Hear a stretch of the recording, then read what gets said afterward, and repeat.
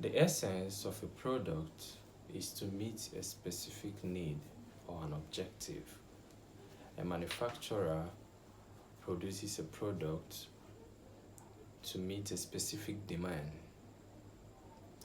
and the manufacturer do not assume that the end user knows how to navigate through the product without a manual. So the manufacturer provides a manual to help the end user.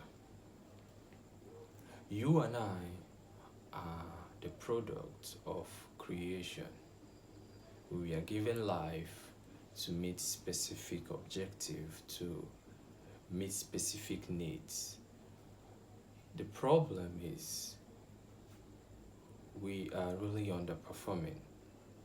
There's a statistics that the best among us uses 10% of their brain capacity out of 100%. So it means that the best of us is only using 10%, 90 is dormant. If a product is satisfying only 10% need out of 100%, that's an underperforming product.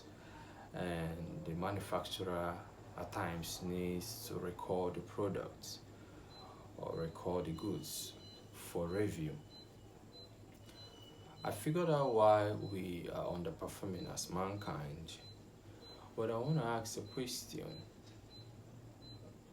Do mankind really have a manual? Do we have an instruction of on how to live our lives, on what to do? And this is a multi-billion question. And some say the manual is books, some say it's the Bible, some say it's the Quran, some say it's ancient scripts and writings. I really do not believe we all agree with that point. I will not ascertain that 9.8 billion people agree that Bible or Quran or books or ancient scripts are the manual for mankind. I really disagree. And based on that, it calls for a question: what's the manual that mankind has? Okay, let me create an imaginary scenario here.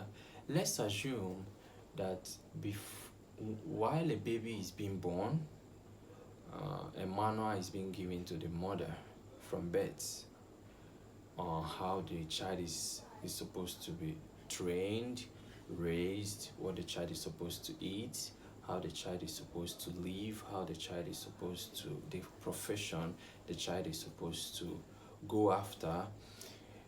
You and I, we agree that it will be a different world unlike what we see today. And the closest thing we have to a manual is asking questions from people who have made mistakes, who have tried and failed, trial and error, who have made mistakes. That's the closest thing we have to a manual, because they give us the information of of the mistakes and fixed how they fixed their lives. Or we ask people who are great how they became great from their exposure and experiences. This is the closest to the manual we have. There is a story of a young orphan. This orphan, he in the evening he goes and taps at the door of his friends, some of his friends, that their parents are still around. So he listens to the instruction and advice they give to his friends.